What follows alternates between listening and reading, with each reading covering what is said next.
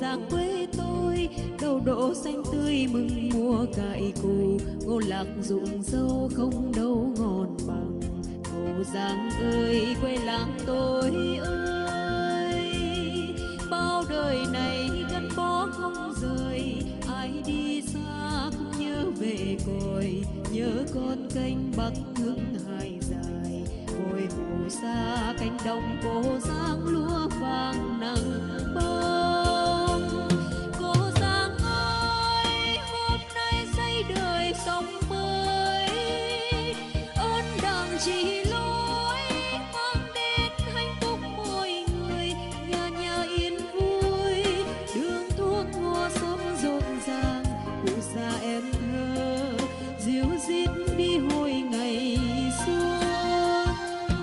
Về cô Giang quê tôi nay nhiều đổi mới, gia đình văn hóa niềm vui hạnh phúc mỗi nhà. Đường làng bê tông lung linh ánh sáng điện đèn, ai về ai đi nhớ về cô Giang quê tôi. Ai về ai đi. Kính thưa toàn thể quý vị, kính thưa quý quan khách thập phương, lễ hội truyền thống hàng năm là một nét đẹp của dân tộc Việt Nam nói chung và nhân dân thôn Cổ Giang nói riêng. Và ngày hôm nay là ngày 12 tháng 3 âm lịch, nhân dân thôn Cổ Giang lại nô nức đi chảy hội. Ngày hôm nay đang đứng tại đình làng đây, bà con nhân dân thôn Cổ Giang, nam quan, nữ quan, các ban ngành đoàn thể đang cùng nhau nô nức, mỗi người đóng góp một chút công, một chút sức để diễn ra lễ hội thành công, tốt đẹp. Một lần nữa, bà con nhân dân thôn Cổ Giang chúng em xin được kính mời quý quan khách thập phương, xin được kính mời những người con xa xứ cùng về thôn Cổ Giang chảy hội. Mùa cải cù, cô lạc rụng dâu không đâu ngon bằng. Cô Giang ơi quê làng tôi ơi. Được sự đồng thuận của các ủy chi bộ, đặc biệt là sự ủng hộ của nhân dân và con em Cổ Giang xuất giá xa quê. Hôm nay trong không khí linh thiêng và trang trọng, tại ngôi đình làng thân yêu, tiểu ban quản lý di tích cùng toàn thể nhân dân, con em Cổ Giang xa quê và khách thập phương cùng nhau tề tựu về đây để tổ chức đại lễ hội truyền thống vào ngày 12 tháng 3 âm lịch. Đây là một trong những ngày trọng đại của dân làng ta, là dịp để chúng ta tưởng nhớ và tri ân công lao to lớn của nhị vị đại vương thành hoàng làng, những bậc tiền nhân đã anh dũng đứng lên giúp vua Lê đánh đuổi quân Minh, giữ vững Giang Sơn mở cõi nước nhà. Về dự với lễ hội của làng ta hôm nay, tôi xin trân trọng giới thiệu đại biểu xã có đồng chí Đặng Bá Phúc, bí thư đảng ủy xã Lệ Chi. Tôi xin giới thiệu các đồng chí Nguyễn Trọng Lân, phó bí thư thường trực đảng ủy xã Lệ Chi. Tôi xin giới thiệu các đồng chí Phan Đình Trà, đảng ủy viên, chủ tịch ủy ban mặt trận tổ quốc xã Lệ Chi. Về dự còn có các đồng chí thường trực hội đồng nhân dân, lãnh đạo ủy ban nhân dân, trưởng các đoàn thể chính trị xã hội xã Lệ Chi cũng về dự với lại đại lễ hội thôn nhà hôm nay. Xin nhiệt liệt chào mừng. Đại biểu tôi xin trân trọng giới thiệu có các đồng chí nguyên là bí thư trưởng thôn qua các thời kỳ, có các đồng chí lãnh đạo thôn, các ông bà trong tiểu ban quản lý tích, các ông bà, các đoàn thể, các cụ cao niên và gần 400 thành viên trực tiếp tham gia lễ hội, cùng toàn thể nhân dân và khách thập phương, con em Cổ Giang xa quê về dự đông đủ. Ai về nơi chi xa lắm, nhớ về Cổ Giang quê tôi. Đầu đỗ xanh tươi mừng mùa cải cù, ngô lạc rụng dâu không đâu ngon bằng. Cổ Giang ơi quê làng tôi ơi, bao đời này gắn bó không rời. Ai đi xa cũng nhớ về cội, nhớ con kênh bắc hương hai dài. Ngồi hồ xa cánh đồng cô Giang lúa vàng nắng bông. Cô Giang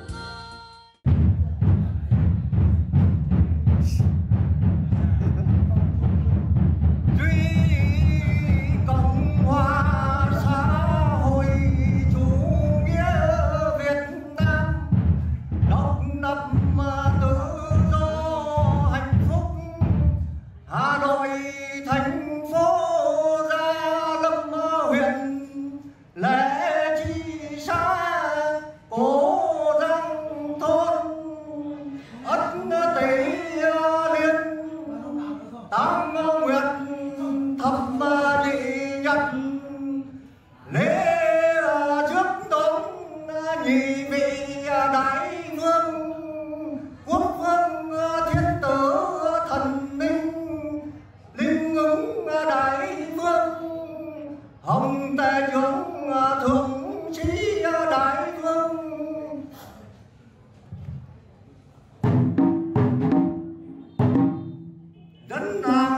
cố Giang, ban lãnh đạo thôn, ban quản lý di tích, ban tổ chức lễ hội đồng, các kỳ não đồng, toàn thể nhân dân tham dự lễ rước thượng hạ đẳng cẩn di hương đăng trầu tiểu thanh bông hoa quả hàn âm oán thảo phù lang thanh tước thứ phẩm chi nghi cảm linh công vụ. Kinh thỉnh nhị vị đại vương quốc vương thiên tử thần linh ứng đại vương ông tể trưởng thượng sĩ đại vương nguyên phong ninh quang hộ quốc âm tích chỉ hữu lưu thượng đẳng phúc thần gia phong định nghị thần uy quảng đại tế chỉ phong công trở uy phù tổ bát đại ôn nhã con hậu dực phật dực bảo trung ưng ninh phù đoan túc linh vị đèn thượng hưởng lễ rước đón nhị vị đại vương. Kính thỉnh đại vương quốc vương thiên tử thần linh đại vương nguyên phong hùng tuấn vương nghị anh hùng anh ninh thượng đẳng phúc thần gia phong chi hữu tích khánh phủ vân linh quang hộ phúc âm phù thượng hưởng lễ rước đón. Kính thỉnh nhị vị đại vương thành hòa bản hộ Giang thôn cho phép đoàn lễ hội truyền thống 12 tháng 3 âm lịch xin được rước linh nhang đón nhị vị đại vương về đình làng phụng sự toàn thân cổ Giang thôn.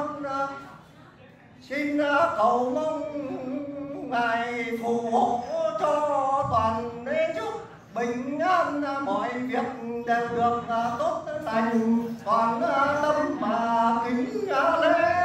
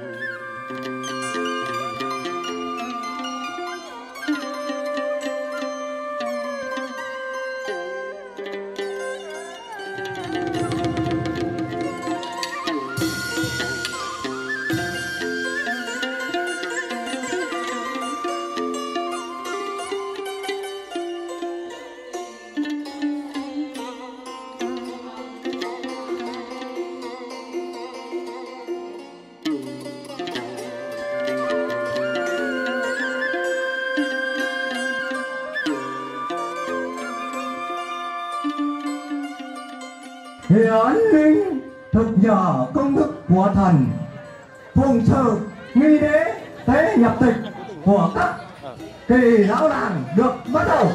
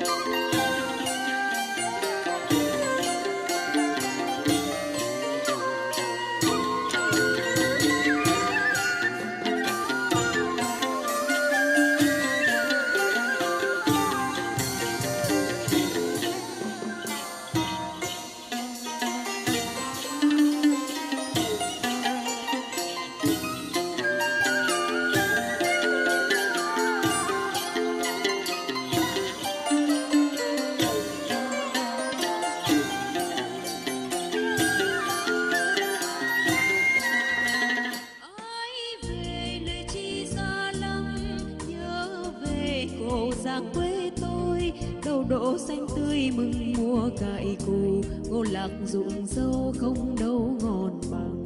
Cô Giang ơi quê làng tôi ơi, bao đời này gắn bó không rời, ai đi xa cũng nhớ về cội, nhớ con kênh Bắc hướng hai dài, ngồi mù xa cánh đồng Cô Giang lúa vàng nắng.